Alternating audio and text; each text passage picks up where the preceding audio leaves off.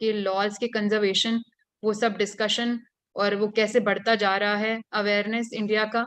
और international solar alliance जैसी body आ रही है, तो इंडिया का इस ग्लोबल फ्रंट में not only engagement but also leadership position में इंडिया यूएन में भी इन चीजों को उठाता रहता है, चाहे वो WTO हो, चाहे वो FAO हो, चाहे वो और आपके इंटरनेशनल इकोनॉमिक फोरम हो। हर जगह क्लाइमेट रिलेटेड बातें आती हैं, तो तब इंडिया ने क्लीन एनर्जी को प्रमोट करने के लिए एक डेवलपिंग कंट्रीज के पर्सपेक्टिव में एक एक क्या बोलते हैं उसको, लीडरशिप रोल भी, मतलब इंडिया इज काइंड ऑफ, तो चेंजिंग पॉलिसी में यही बोलना है कि उनका लीडरशिप रोल बढ़ता जा रहा है और डेवलपिंग कंट्रीज को फेवर कर रहा है। ठीक है, so this was the GS2 paper. I was trying to basically give you a format कि कैसे आप क्वेश्चन को अप्रोच करेंगे, कैसे कीवर्ड्स को हाईलाइट करके उनको एड्रेस करेंगे, and always focus on the directive words, जैसे describe briefly, is talking about मतलब एक्सप्लेनेशन कि क्या इंडिया कर रहा है। तो हर क्वेश्चन में you will see a keyword, how will transform this, तो पहले आपस में रिलेशन ही बताओगे आप, तो हमेशा कीवर्ड पे फोकस करके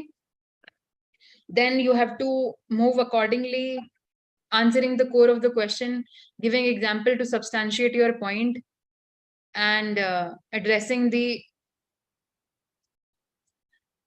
main question with good conclusion and good introduction. इस तरह से आप बॉडी बना के उस बॉडी में आप मेन आंसर को एड्रेस करोगे और इंट्रो कंक्लूजन से एक इंसाइट दोगे, एक प्रिस्क्रिप्शन की तरह दोगे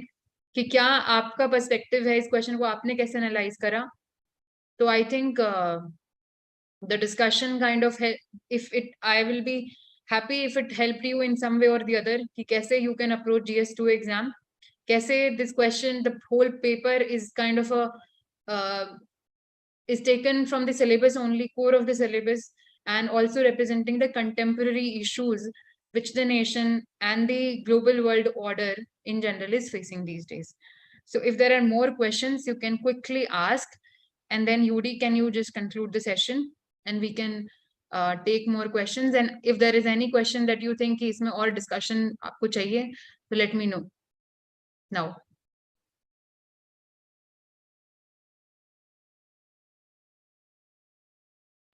मैम एक जो main question, are you taking another question ma'am? No 20 done completed. एक जो बार बार बच्चों को जहाँ प्रॉब्लम आती है कि इतने सारे इंटरनेशनल ऑर्गेनाइजेशन, सिंपोजियम, सबमिट्स होते रहते हैं, कॉन्फ्रेंसेस होते रहते हैं ऑन वेरियस इश्यूज, तो इसमें से सबसे इम्पोर्टेंट वाले कैसे आइडेंटिफाई करें कि ये ज्यादा इम्पोर्टेंट है मेरे लिए या एग्जाम पॉइंट ऑफ व्यू से? ओके, सो सी, अब जब थ्रू आउट मतलब ईयर आप पढ़ोगे तो eventually you get to know कि कहाँ पे इंडिया का इंटरेस्ट ज्यादा लाई करते हैं। जैसे क्वाड हो गया, जैसे I2E2 हो गया, I2U2, फिर आपका एक्ट ईस्ट पॉलिसी होगी, या वर्ल्ड बैंक, या इंटरनेशनल जितने भी एशियन हो गया। तो और कुछ कुछ ऐसे भी कई बार क्वेश्चन आ जाता है जो इतना रेलेवेंट, मतलब बॉडी आपने नहीं पढ़ी होगी। जैसे कोई छोटा बैंक है जो पूरा ग्लोबल लेवल पे नहीं है, बट उसका कोई लिमिटेड, जैसे अफ्रीकन यूनियन और इंडिया का रिलेशन, या कुछ related to west Asian politics. तो जहां जहां इंडिया की स्ट्रेटेजिक इंटरेस्ट, या आप इंडिया की फॉरेन पॉलिसी जब देखोगे, कैसे एनालाइज करोगे कहाँ कहाँ हमारा शिफ्ट हो रहा है, कहाँ कहाँ इंडिया ज्यादा इन्वेस्ट कर रहा है, whether it's central Asia, whether it's relation with Russia, Iran, China, मतलब, या एक्ट ईस्ट में साउथ ईस्ट एशियन कंट्रीज, या ऑस्ट्रेलिया, और आपका जो इंडियन ओशन की जो कंट्रीज हैं उनमें डिफेंस का, क्योंकि Indian ocean itself has become a more critical area. तो विल गेट टू नो कि कहाँ हमारे इंटरेस्ट सबसे ज्यादा लाई करते हैं, कौन सी बॉडीज का इंटरनेशनल लेजिटिमेसी ज्यादा है। तो लेजिटिमेसी एज अ वर्ड मतलब किनकी ज्यादा अभी भी से है, UN हो गया, या और जो इकोनॉमिक फोरम हो गया। तो इस तरह वैसे आपको you have to know the को मतलब इंपॉर्टेंट बॉडीज इन जनरल की ऐसे ऐसे कौन सी ऑर्गेनाइजेशंस हैं,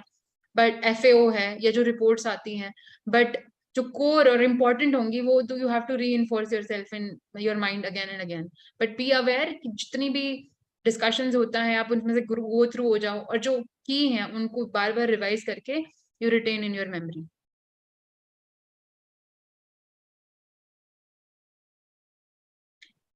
Thank you, ma'am. And एक जो सेकंड वाला क्वेश्चन होता है कि जनरली जब भी कभी ऐसे वाले आईआर वाले क्वेश्चंस होते हैं जहाँ पे डेटा कोड करना होता है,